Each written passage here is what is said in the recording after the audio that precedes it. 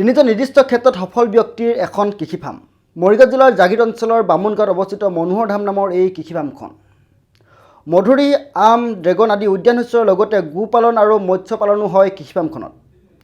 দেশ বিদেশৰ বিভিন্ন ধৰণৰ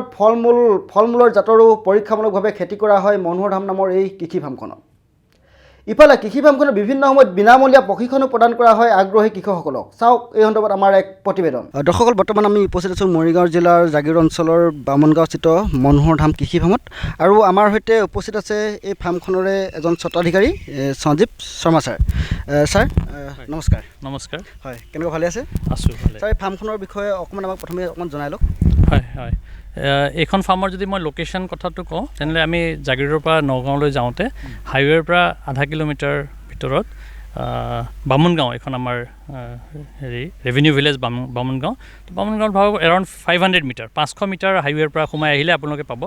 1 নম্বৰ। আৰু 2 নম্বৰ হ'ল আমি ভাবক যৌথ পৰিয়াল, আমি 3 ভাই ককায়েক এতিয়া আছোঁ। তিনিজন, হয়, আমি তিনিজনেই ভাই ককায়েক, আৰু দেউতা আমাৰ কেইবছৰ 5-6 বছৰ আগত ঢুকালে। আদাৰৱাইজ আমি এতিয়া একেলগে কৰি এইখন ফাৰ্ম চলাই নিবলৈ চেষ্টা কৰি আছোঁ। তো মোৰ ডাঙৰ দাদা ৰঞ্জীৱ শৰ্মা, মই সঞ্জীৱ শৰ্মা, আৰু মোৰ সৰু ভাইটি ডক্টৰ মঞ্জীৱ শৰ্মা। ছাৰ, মানে আপোনালোকে তিনিজনে সম্ভৱ অন্য বেলেগ কামত ব্যস্ত নহয় জানো?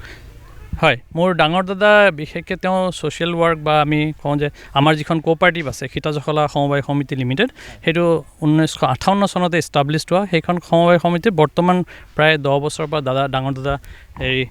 চেয়াৰমেন হৈ আছে, আৰু দাদাই সেইখন চোৱা চিতা কৰে, বাকী তাৰে মেম্বাৰ আছে, চব মিলি পেলাই কৰে। সেইখন যিহেতু এটা মেম্বাৰ কোঅপাৰেটিভ। অ'কে, মই অসম কৃষি বিশ্ববিদ্যালয়ত বৰ্তমান এছ'চিয়েট প্ৰফেচাৰ হিচাপে কাম কৰি আছোঁ। এতিয়া মই নলবাৰী কেম্পাছত আছোঁ, আগতে যোৰহাটত আছিলোঁ বহু বছৰ। তাৰপিছত মোৰ সৰু ভাইটি, আমি ক্লাছমেট, সি ইণ্ডিয়ান এয়াৰফ'ৰ্চৰ পৰা 20 বছৰ চাকৰি কৰি সেই 15 চনত VRS লৈ পেলাই ঘৰলৈ আহি পেলাই এইখন কৃষি ফাৰ্ম যিহেতু আমি 4-5 চনতে আৰম্ভ কৰিছিলোঁ, তাৰ 15 চনৰ পৰা সি লাগি আছিলে। যোৱা বছৰ সি APSC আগত 2বাৰ ক্লিয়াৰো কৰিছিলে, কিন্তু যোৱা বছৰ সি APSC পোৱাৰ পিছত এইবাৰ এক্স ছাৰ্ভিচমেন কোটাত সি APSCত জইন কৰিছে। এতিয়া নগাঁৱত সি পষ্টিং হৈ আছে। আপোনালোকে তিনিজনে নিৰ্দিষ্ট কামত ব্যস্ত, তাৰ পাছতো এই ফাৰ্মখন কেনেকৈ চলাইছে বা কেনেকুৱা চলাই নিয়া, মানে আঁৰত কেনেকুৱা ধৰণৰ কথা লুকাই আছে? এইটো সম্ভৱ আমাৰ ঘৰৰ আমি যিখিনি সংস্কাৰ পালোঁ মা দেউতাৰ পৰা। আমাৰ দেউতা মা শিক্ষক আছিলে এখন আমাৰ গাঁৱৰে ME স্কুলৰ পৰা। তো আমি সেইখন সংস্কাৰ ভাবক আমি যিখিনি যেনেকৈ ডাঙৰ হ'লোঁ যিটো ঘৰৰ পৰিৱেশত, এই ভাবক আমাৰ বুজা পৰাটো যিটো আছে সম্ভৱ, সেইকাৰণে আমাৰ এই ফাৰ্ম চলাই নিবলৈ অসুবিধা হোৱা নাই। মই ভাবক 15 দিনৰ মূৰত, এমাহৰ মূৰত, এই শনিবাৰ কেতিয়াবা বন্ধ হ'লে ঘৰলৈ আহোঁ। ভাইটি তেনেকৈ তাৰ শনিবাৰ দেওবাৰ আহে। দাদা যিহেতু ইয়াতে থাকে, দাদাই চোৱা চিতা কৰে, বেছি সময় সিয়ে ইয়াত মানে বেছিকৈ চোৱা চিতা কৰে। আৰু আমাৰ যিখিনি ইয়াতে কৰ্মচাৰী আছে বা আমাৰ লগত থাকে, আমাৰ ঘৰুৱাকৈহে থাকে, সেইকাৰণে বস্তুখন চলাই নিবলৈ বিশেষ অসুবিধা হোৱা নাই। ছাৰ, আমি এটা কথা জানিব পাৰিছোঁ, মানে আপোনালোকৰ এতিয়াও 3জন যৌথ পৰিয়াল একেলগে আছে, এইটো এটা খুব ডাঙৰ কথা। এইটো আৰু এনেকৈ থাকিলে বহু ক্ষেত্ৰত এই কামবিলাক কৰিবলৈ এতিয়া সুবিধা হৈছে নহয় জানো আপোনালোকৰ? হয়, এইটোতো সেইটোৱে, মানে আমি যৌথ থকাৰ কাৰণে যিখিনি সুবিধা হৈছে সম্ভৱ অসুবিধা নায়েই, মই তেনেকৈ ক'ম। আৰু আদাৰৱাইজটো এইটো সম্ভৱেই নহয়। বেলেগত মই যোৰহাটত আছিলোঁ অত বছৰ, ভাবক মই 11 চনৰ পৰা 23 যোৰহাটত আছোঁ। ভাইটি বাহিৰত আছিলে, গোটেই ভাৰতবৰ্ষৰ 5টা ষ্টেটত সি এয়াৰফ'ৰ্চৰ পষ্টিঙত আছিলে। ডাঙৰ দাদা আছে ঘৰত। তো তথাপি ভাবক তেনেকৈ চলাই নিয়াটো সম্ভৱ নহয় যদি আপুনি একেলগে নাথাকে। তো আজি সম্ভৱ একেলগে থকাৰ কাৰণে বা আমাৰ যিটো বুজা পৰা বা মা দেউতাৰ আশীৰ্বাদ, বাকী আমাৰ জ্যেষ্ঠসকলৰ আশীৰ্বাদৰ কাৰণে এইখন ফাৰ্ম আমি এইখন ফাৰ্ম এটা মডেল ফাৰ্ম হিচাপে গঢ়ি তুলিব বিচাৰিছোঁ। যিহেতু মই কৃষি লাইনতে আছোঁ, ল'ৰা ছোৱালীক পঢ়াওঁ তাতে। তো এটা আশা যে এখন ভাল মডেল ফাৰ্ম, অসমত কি হয় কৃষি কাৰ্যত আমি বহুত লাগি আছোঁ, কিন্তু মডেল যেতিয়ালৈকে আমি দেখা নাপাওঁ, তাৰমানে ছিইং ইজ বিলিভিং বুলি শব্দ এটা আছে, হয়, সেই প্ৰভাৱটো ভাবক যেতিয়ালৈকে আমি আহি ইয়াত দেখাব নোৱাৰোঁ, বা সেইকাৰণে আমাৰ ফাৰ্মাৰখিনি মটিভেটেড হোৱা নাই। তো আমি চেষ্টা কৰিছোঁ, আমাৰ ইয়াত প্ৰায় 15টামান ইউনিট আছে, বেলেগ শস্য, ভাবক মৌ পালনৰ পৰা লৈ মাছ খেতি, বেলেগ বস্তু আছে। তো সেই গোটেইখিনি বিষয়ে আমি মাজে মানুহে যদি আগ্ৰহ কৰে আহি ইয়াত থাকিব পাৰে, শিক্ষা ট্ৰেইনিং বিনা পইচা, মানে সেইখিনিও আমাৰ সুবিধা আছে, সেইখিনি আমি সুবিধা দিওঁ। 2 এজন আহে, ভাবক 2 এদিনৰ কাৰণে থাকে, যিখিনি লাগে শিকি যায় আকৌ যোগাযোগ ঘৰুৱা হৈ যায় আৰু কথাটো গৈ গৈ আগলৈ গৈ আমাৰ একেবাৰে সেইকেইজন ঘৰুৱা এতিয়া শিৱসাগৰ সোণাৰীৰ আছে লখিমপুৰৰ আছে ইফালে আমাৰ মৰিগাঁও ডিষ্ট্ৰিক্টৰ লোৱাৰ আছামৰ বাক্সাৰ মানে সেই সম্পৰ্ক এটা আমাৰ ধুনীয়া চবৰ লগত আছে সেইকেইজনে গৈ নিজৰ নিজৰ ঠাইত মানে চলমান হোৱাটো চেষ্টা কৰি আছে বা নিশ্চয় হৈছে আগলৈ মানে অকল বহু সময়ত আমি কৃষকসকল বা যি কৃষি কৃষক আছে তেওঁলোকে মুখেৰে কয় বা সেইটো এটা প্ৰয়োজন বা মুখেৰে কয় কিন্তু হাতে কামে দেখুৱাই দিয়া এটা প্ৰৱণতা প্ৰায় দেখিবলৈ পোৱা নাযায় কিন্তু সেইটো আপোনালোকৰ ইয়াত মানে হাতে কামে দেখুৱাই দিয়া এটা মানে এটা পৰিৱেশ আছে নহয় জানো হয় হয় সেইটোতো চাওক আমাৰ বিষয়টো হ'ল প্ৰেক্টিকেল বিষয় এইটো যদিও আমি থিয়ৰিটো জানিব লাগে বিজ্ঞানসন্মতভাৱে কৰিবলৈ যিকোনো কাম তাৰ বিজ্ঞানটো জানিব লাগিব কিন্তু বিজ্ঞান জানিলেও মূলতে আপুনি কিন্তু পথাৰত হাতে কামে লাগিবই লাগিব তেতিয়াহে ফলৱৰ্তী আপুনি সেই ধৰণে আমি কি বিচাৰিছোঁ তাৰ পৰা ইনকাম বিচাৰিছোঁ এতিয়া আমি ভাবক খাবলৈ জীয়াই থকা নিচিনা হৈছে খেতিয়কখিনিৰ নহয় আমি তাৰ পৰা যদি দুপইচা বেছিকৈ উপাৰ্জন কৰিব বিচাৰোঁ কিন্তু আমি হাতে কামে আৰু বিজ্ঞানসন্মতভাৱে কামখিনি কৰি যাব লাগে আমি ইয়াত সেই পৰিৱেশটো দিব বিচাৰিছোঁ আৰু ভাবক যাতে আহি পেলাই এজনে যি বিষয়ে তেওঁৰ যিটো আগ্ৰহ বা ইণ্টাৰেষ্ট থাকে ইয়াত বহুত বিষয় আছে বেলেগ বেলেগ বিষয়ত এটা বিষয়ত নিজে শিকি লৈ পেলাই নিজৰ ঘৰত তেওঁৰ ৰিচোৰ্চ তেওঁৰ মাটিকালি কিমান তেওঁৰ ইনভেষ্টমেণ্ট কেপাচিটি কিমান সেইখিনি নিজে চিন্তা কৰি আমাৰ লগত আলোচনা কৰি আগবাঢ়িব পাৰিব ছাৰ এটা খুব ভাল পদক্ষেপ লৈছে তাৰ কাৰণে আপোনালোকক ধন্যবাদ জনাবই লাগিব ছাৰ মই আৰু এটা কথা আপোনাৰ পৰা জানিব বিচাৰিছোঁ ইয়াত এতিয়া আপোনালোকৰ কেনেকুৱা ধৰণৰ কাম চলিছে আমি দেখিছোঁ বিভিন্ন ধৰণৰ কাম চলিছে আপোনাৰ মুখেৰে কওক আমাৰ দৰ্শকসকলে জানি ভাল পাব বা হয় হয় চাওক আমি এইটো ইণ্টিগ্ৰেটেড ফাৰ্মিং ছিষ্টেম বুলি কৈছোঁ আমাৰ চেণ্ট্ৰেলত আমি ডেইৰীটোৱে ৰাখিছোঁ যিহেতু আমাৰ ইয়াত এই সমবায় সমিতিখন আছে আৰু দাদা নিজে চেয়াৰমেন আমাৰ গৰুটো মাজত আছে গৰুটো মাজত ৰাখি লৈছোঁ এটা ভাবক মই চেষ্টা কৰিছোঁ বুজাবলৈ যে যদি চেণ্টাৰত যদি গৰুখিনি আছে ডেইৰী ব্যৱসায় বুলিয়ে কৈছোঁ মই তো বাকী ভাবক তাৰ চাৰিওপিনে আমি এই কৃষি কাৰ্যখিনি ৰাখিছোঁ সমন্বয় এটা আছে ইণ্টিগ্ৰেশ্যন আছে ভাবক তাতে মাছ আছে কৃষি আছে কৃষিত আকৌ হৰ্টিকালচাৰ আৰু আমাৰ বাকী হৰ্টিকালচাৰত আকৌ ভাবক ফুল আছে ফল মূলৰ গছ আছে শাক পাচলিৰ আছে আপুনি যি শিকিব বিচাৰে তাৰপিছত মৌ পালনৰ আছে ছাগলী পালন আছে হাঁহ পালন আছে তো সেই ধৰণে ভাবক 15টামান মই ক'লোঁ 15টামান ইউনিট আমি চেষ্টা কৰি আছোঁ আমি এনেকৈ নহয় যে বহুত আমি আগবাঢ়ি গৈছোঁ আমিও চেষ্টা কৰি আছোঁ কিবা এটা দেখাব পাৰি নেকি বা কৰিব পাৰি নেকি সেইটো আৰু নিজৰ লাৰ্ণিং হয় চবতকৈ ডাঙৰ কথা হয় এইখিনি কৰাৰ কাৰণে কি হৈছে আজি মোৰ সুবিধা হৈছে ময়ো কিবা এটা শিকি আছোঁ শিকিবলৈ আৰু মই এবাৰ আপোনালোকে এটা চাইলেজ প্ৰস্তুত কৰা সম্ভৱ আৰু এটা কেঁচুসাৰো প্ৰস্তুত কৰে নহয় জানো হয় হয় আমাৰ ভাবক ইয়াৰ যিখিনি ভেলু এডিশ্যন আমাৰ ৱেষ্ট মেনেজমেণ্ট বুলি ক'ব পাৰোঁ আমি তো যিখিনি গোবৰ বা ফাৰ্ম ইয়াৰ্ড মেনুৱেৰ বুলি কয় যিখিনি আমাৰ গোহালিৰ পৰা ওলাই জেনেৰেলি আমি পেলাই দিওঁ সেই পচন সাৰ বনাই পেলাই আমি তাক কেনেকৈ পেকেটিং কৰিছোঁ মাৰ্কেটিং কৰিব পাৰি সেইখিনি আমি দেখাব পাৰিম আৰু 2 নম্বৰ হ'ল চাইলেজটো চাওক গৌ খাদ্য হিচাপে এটা খুব জৰুৰী বস্তু যিটোত ভাল প্ৰ'টিন ভাল মানে বাহিৰত যদি আপুনি চাওঁ পাঞ্জাৱত আমাৰ অসমত যিখিনি ব্ৰীড এতিয়া গভৰ্ণমেণ্টে কৰিছে ছাপ্লাই দিছে বাবক এতিয়া চেক্সিমেনো দিছে যাতে মাইকী পোৱালিয়ে ওলায় তো সেই ধৰণে সেইটোৰ কাৰণে কিন্তু গাখীৰ উৎপাদন যদি বঢ়াবলগীয়া আছে যিটো আমাৰ CMৰ টাৰ্গেট হয়নে তেখেতে টাৰ্গেট এটা লৈছে যে প্ৰতিদিনা ইমান লিটাৰ আমাৰ উৎপাদন কৰিব লাগে সেইকাৰণে চাইলেজটো এটা জৰুৰী বস্তু যদি চাইলেজ আমি খুব যিটো হিচাপমতে খুৱাব পাৰোঁ গৰুকেইজনীক লগত পুষ্টিকৰ দানা আমাৰ অসমত পুষ্টিকৰ দানা আৰু চাইলেজৰ অভাৱত আমাৰ গৰুকেইজনীয়ে দিবলগীয়া গাখীৰখিনি দিব নোৱাৰে উৎপাদন কম আৰু সেইটোতো ঘৰতে প্ৰস্তুত কৰি ল'ব বস্তু নহয় প্ৰস্তুত কৰিব পাৰি আৰু খুব আমি দেখাম খুব সহজে কৰিব পাৰি চাইলেজটো এটা বহুত দূৰৰ পৰা এতিয়া পাঞ্জাৱৰ পৰা আনিব গ'লে 15 পৰা 20 টকা পৰে 15-16 টকা পৰে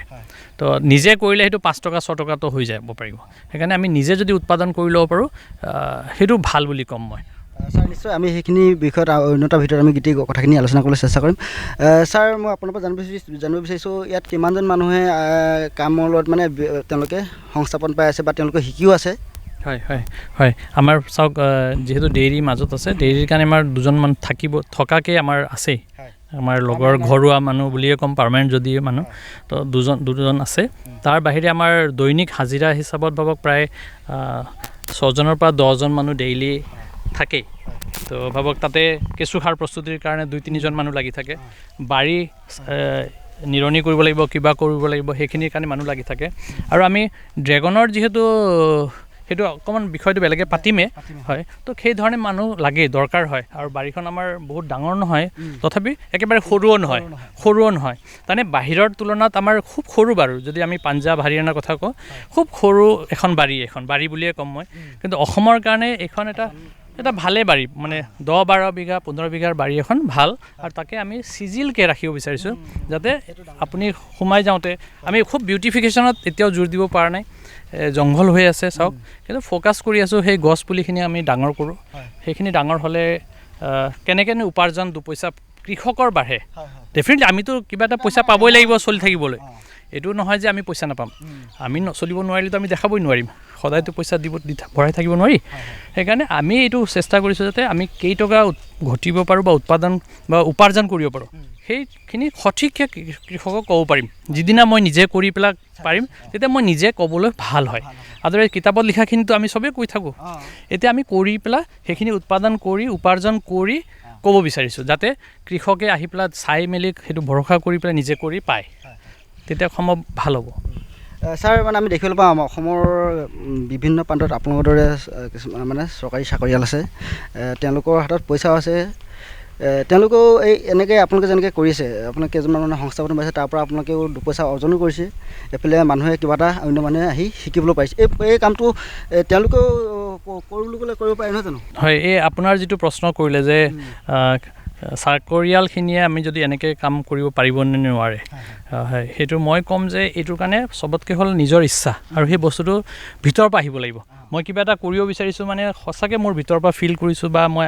ইচ্ছা কৰিছোঁ যে মই এই কামটো কৰিম 1 নম্বৰ আৰু 2 নম্বৰ হ'ল আমাৰ সামাজিক পৰিৱেশটো একেবাৰে তাৰ অপজিট বুলি ক'ম সেইটোক মানে খুব এনকাৰেজ বা উৎসাহিত নকৰে কিয় মই নিজৰ ক্ষেত্ৰতে ক'ম যেতিয়া মই 2001ত মাষ্টাৰ্ছ ক্লিয়াৰ কৰি ইউনিভাৰ্চিটিত ৰিচাৰ্চ এছ'চিয়েট হিচাপে জব কৰি আছোঁ মই 4 চনত চাকৰিটো বাদ দিব ওলালোঁ কেৱল মোৰ দেউতাই খুব ছাপোৰ্ট কৰিলে তই যি ভাল পাওঁ সেইটো কৰ বুলি ক'লে বাকী সমাজে কিন্তু মোৰ মা স্কুলত আছিলে স্কুলত ক'বলৈ ভাল নহয় বাইদেউসকলে কয় আপোনাৰ ল'ৰাটো ইমান ভাল পঢ়া শুনা কৰি নেট পাছ কৰি আহি গোবৰত সোমাই আছে তো এইবিলাক কিয় কৰিছে তাৰমানে 20 বছৰ পিছৰ ভিজনটো কিন্তু নিজে লৈ আহিব লাগিব বা 10 বছৰৰ পিছত কি কৰিব ওলাইছোঁ সেইটো নিজে তাত লাগি থাকিব লাগিব আৰু কনচিষ্টেঞ্চি লাগিব লাগি থকাটো পাৰ্চিষ্টেঞ্চ লাগিব আৰু হাৰ্ড ৱৰ্কিংটো ডেফিনেটলি লাগিব সময় দিব লাগিব আপুনি আৰু ৰিচোৰ্চখিনি দিব লাগিব তেতিয়া কৰিব পৰা যায় ইচ্ছা কৰিলে আৰু সেইটো কৰিব পাৰিলে কিন্তু চাকৰিয়াল মানুহখিনিৰ অলপ হ'লেও পইচা থাকে তেওঁলোকে যদি নিজৰ গাঁৱত যদি সৰু পাম্প কৰি দিয়ে বা সহায় কৰে কাৰোবাক এনকাৰেজ কৰে এইটো চাই ইয়াতে যদি কোনোবাই পঠাই পেলাই কালি কয় যে নাই বোলে তই যা তাতে 2 দিন থাকি আহ সেইটো আমি সহায় মানে আমি ছাপোৰ্ট কৰিম আমি ইয়াত থকা মেলা সুবিধাও কৰি দিম তেখেতসকলে 2জন কাৰোবাক যদি পঠায় আমি সেইটো ভাল পাম অসমৰ পৰা জোৰে হওক সেই তেনেকৈ যদি আহে তেনেকৈ আমি সুবিধা পাম ছাৰ যদি কোনো ব্যক্তিয়ে যদি বোলে ফাৰ্মখন আপোনাৰ ফাৰ্মখন চাওঁ বা 2-এটা কথা শিকিবলৈ আহে ইয়ালৈ তেওঁলোকে হয়তো যোগাযোগ কৰিব মানে কেনেকৈ যোগাযোগ কৰিব অকণমান আমাক কৈ দিয়ক হয় এনেতো খুব সহজ আমাৰ চাওক মই অথনিয়ে ক'লোঁ গুৱাহাটীৰ পৰা আহোঁতে নগাঁও টুৱাৰ্ডছ নগাঁও জাগিৰোড পাৰ হোৱাৰ পিছত 8 কিলোমিটাৰ জাগিৰোডৰ পৰা 8 কিলোমিটাৰ সীতাজখলাৰ যিখন কাউণ্টাৰ তাৰ পৰা অকণমান আগলৈ আহি পেলাই 500 মিটাৰ 500 মিটাৰো নহয় হাইৱেৰ পৰা 30 হাইৱে তাৰ পৰা সোমাই আহিলে হ'ল মোৰ নাম্বাৰটো আপোনাৰ লগত থাকিব আপুনি নাম্বাৰটো দিব ফোন কৰি ল'লে হ'ল খালি আহি পেলাই থকা মেলা আমি বহুত ভাবক আৰামত নাপায় কিন্তু আমি যেনেকৈ থাকোঁ তেনেকৈ পাৰিব তেনেকৈ যদি কোনোবাই আৰু কাম শিকিবলৈ হ'লে সেইটো কৰিব লাগিব হয় সেইখিনি সুবিধা পাব দিয়ক ছাৰ এতিয়া হয়তো মানে ইয়াতো আমি দেখিছোঁ শিকিব লগা বহুত কথা যাব আপুনি নিজে এজন মানে অসম এগ্ৰিকালচাৰ ইউনিভাৰ্চিটিৰ এজন প্ৰফেচৰ হয় আৰু আপুনি ইয়াত মানে বহুত নতুন টেকনিক প্ৰযুক্তি খটুৱাইছে এইবিলাক নিশ্চিতভাৱে আমাৰ কৃষকসকলক প্ৰয়োজন তেওঁলোকে জানিব লাগে নহয় জানো একদম জৰুৰী তাৰমানে কি হৈছে আমি ভাবক বেছি সংখ্যকে আমি ধান খেতিতে আছোঁ আৰু ফল মূল আমি যদি বজাৰখন চাই আপুনি আমাৰ বজাৰত থকা 99% ফল মূল কিন্তু বাহিৰৰ পৰা আহিছে আমদানিয়ে কৰোঁ আমি এতিয়া যিখিনি ড্ৰেগন আহি আছে সেইটো ভিয়েটনামৰ পৰা আহে অসমৰ 5% ড্ৰেগনো কভাৰ নহয় তো তেনেকুৱা চিনাৰিঅ'ত আমি যদি এই ফল মূললৈ আহোঁ অকণমান হেৰি মাটিকালিটো আমাৰ ধৰক 1 বিঘা বা 5 বিঘা আছে তো সেইখিনি মাটিকালিত যদি অলপমান ফল মূল কৰোঁ বা অকণমান বাণিজ্যিক দিশত যিটো শস্যই আপোনাক বেছি উপাৰ্জন দিব পাৰে সেই শস্যলৈ আমি যাব লাগে একেবাৰতে গোটেইখিনি যাব দিয়া নাই মই অকণমান যাওক আপোনালোকে ভালকৈ শিকি লওক আৰু পদ্ধতি কিন্তু সলাব লাগিব বিজ্ঞানসন্মতভাৱে আপুনি আমাৰ অসম কৃষি বিশ্ববিদ্যালয় KVK আছে, কৃষি বিজ্ঞান কেন্দ্ৰ আছে আৰু ডিপাৰ্টমেণ্ট গভৰ্ণমেণ্ট যিটো এগ্ৰি ডিপাৰ্টমেণ্ট আছে অসম গভৰ্ণমেণ্টৰ, সেইখন ডিপাৰ্টমেণ্টত গ'লে মানুহ বিশেষজ্ঞ আছে, তাতে আলোচনা কৰি পেলাই আপোনালোকে আগবাঢ়ি যাব পাৰিব। ছাৰ, আমি দেখিবলৈ পাইছোঁ আমাৰ অসমত মানে কিছুমান ধৰক ড্ৰেগন, মাল্টা বা এনেকুৱা ধৰক আপুনি যি কৰি আছে এইটো ষ্ট্ৰবেৰী, এনেকুৱা ধৰণৰ খেতিবিলাক বৰ বেছি নহয় বুলি কয়। ইয়াৰ আঁৰত কেনেকুৱা ধৰণৰ কথা বা এইবিলাক কিমান সঁচা কথাবিলাক? আমাৰ অসমৰ জলবায়ু মইতো ক'ম যি ৰুলেও হয় ইয়াত। অকণমান ভাবক সেই শস্যটোৰ লগত খাপ মিলাই পেলাই আপুনি মাটিখিনি সেই ধৰণে বনাই ল'লে হ'ল, বহুত বিশেষ অসুবিধা নাই। আৰু যিখিনি আপুনি নাম ল'লে মানে মাল্টা মানে চাইট্ৰাছ গ্ৰুপৰ আমাৰ টেঙা জাতৰ শস্য। টেঙাটো আমাৰ নৰ্থ ইষ্ট বা ইণ্ডো বাৰ্মা ৰিজনৰ অৰিজিন বুলি কওঁ আমি, ইয়াৰে উৎপন্ন হোৱা বস্তুটো। এতিয়া ড্ৰেগন চাওক, ড্ৰেগন ধুনীয়াকৈ কৰিব পাৰি, ষ্ট্ৰবেৰী ধুনীয়াকৈ কৰিব পাৰি, মধুৰি ধুনীয়াকৈ কৰিব পাৰি। মই এইকেইটা শস্যৰ নাম লৈছোঁ কাৰণে সেইকেইটা কৰিলে বাণিজ্যিক ভিত্তিত যদি কৰোঁ, বিঘাত আপুনি 1-2 লাখৰ পৰা 10 লাখলৈকে যাব পাৰে। বিঘাত 1-2 লাখৰ পৰা 10 লাখ। এইটো কিন্তু মানে 10 লাখটো ধৰিব নালাগে, আপুনি কেনেকৈ প্ৰতিপালন কৰিছে, কি জাত বাছনি কৰিছে, সেইবিলাকত নিৰ্ভৰ কৰি এবিঘাত ভালকৈ কৰিলে 1 লাখৰ পৰা 10 লাখলৈকে কৰিব পৰা ব্যৱস্থাটো মই বা মোৰ যিখিনি আছে আমাৰ লগৰখিনিক সহায় কৰিব পাৰিব। ছাৰ, আপোনালোকে হয়তো আমো কৰিছে নহয় জানো? হয়, হয়। আমাৰ অসমতো এতিয়া আমৰ এতিয়া দেখিছোঁ যথেষ্ট 2জন কৃষকে কৰি লাভান্বিত হৈছে। এই আম খেতিটো এটা লাভজনক ব্যৱসায় হিচাপে ল'ব পাৰে ন, বা খেতি হিচাপে ল'ব পাৰে নহয় জানো আমাৰ কৃষকসকলে? আমৰ বিষয়ে অকণমান ৰিজাৰ্ভেশ্যন আছে। আমি এইখিনি পুলি যিখিনি আছে, আমাৰ এটা সৰ্বভাৰতীয় গৱেষণা কেন্দ্ৰ আছে লক্ষ্ণৌত,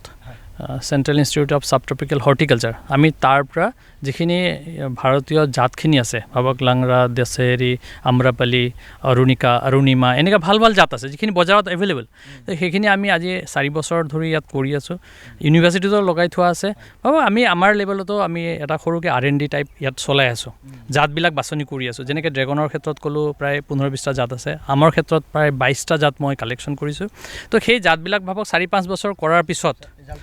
ৰিজাল্ট পালে আমি ক'ব পাৰিম যে ঠিকে আপুনি কৰক বা অমুক জাতটোহে কৰিব। এতিয়া বাকী কৃষকে গৱেষণা কৰিলে চবৰ সময় নাথাকে,